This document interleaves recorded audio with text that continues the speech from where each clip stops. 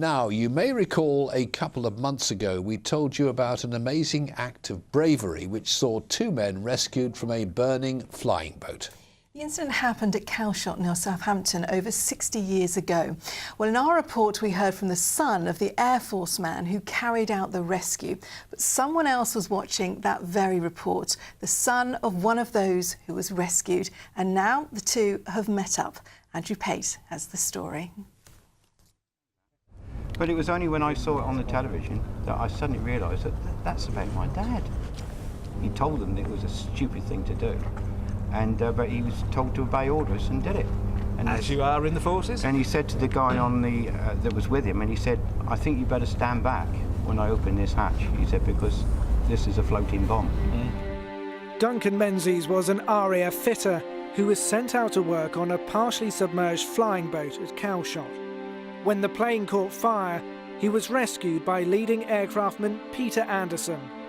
6 decades later, their sons finally meet. Brilliant.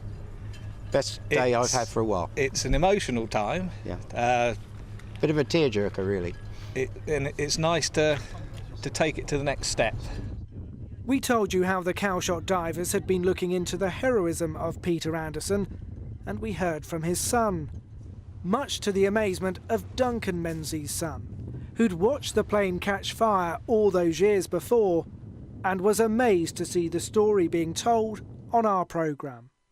Well, I was quite gobsmacked, really, because this happened 63 years ago, and all of a sudden it was bang in my face. I saw the plane on fire when I was playing near the Calshot stores, but didn't realise that my father was on it. And it wasn't until I saw him at home at lunchtime in shock and his face quite burnt that I realised that what had happened. This really was an amazing act of bravery, because when Peter Anderson went out to save the men, his wooden boat caught fire, but he still bravely went on and plucked them to safety. Flight Sergeant Menzies had spent most of his son's life abroad, serving in the Royal Air Force. I had not known my father only for about 9 months in my life, and I could have lost him that day. This meeting has also helped the Calshot Divers, who are trying to find this Sunderland flying boat. What we don't know is exactly where this aircraft is.